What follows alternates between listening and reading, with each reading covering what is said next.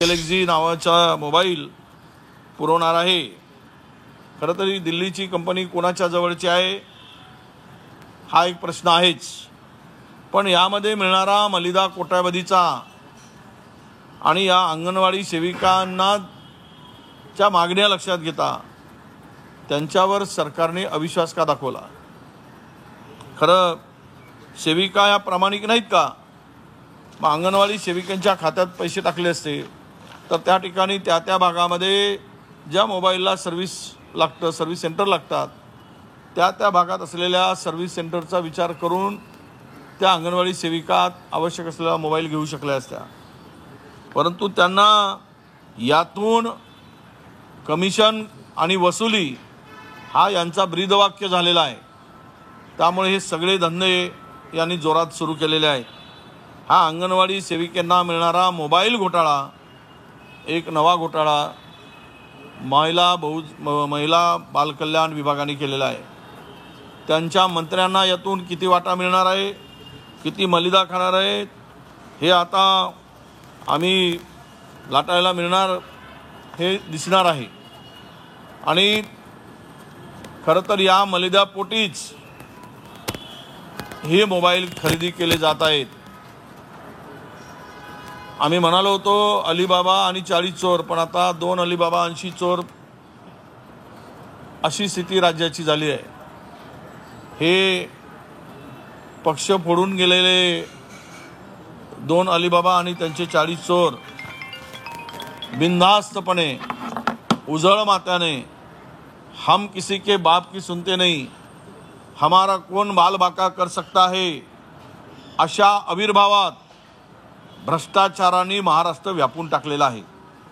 आणि म्हणून या सगळ्या परिस्थितीमध्ये त्यांनी ज्या मागण्या करून आंदोलन केलं त्यावर विचार न करता मोबाईल देऊन काहीतरी त्यांना समाधान करण्याचा प्रयत्न होत असेल तर हे महिला अंगणवाडी ज्या आमच्या आहेत, अंगणवाडी सेविका आहेत, त्यांच्यावर हा अन्याय आहे।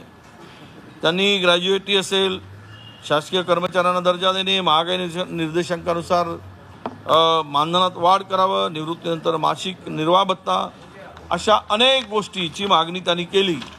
पण आता त्यांना ते सगळं सोडून यांनी मोबाईल खरेदी करण्याचा नवीन धंदा महिला बालकल्याण मंत्र्यांनी आणि त्या खात्यांनी आणि सरकारने सुरू केला आहे। याचा परिणाम नक्कीच या सरकारला भोगावं लागणार आहे। हा दुसरा प्रश्न।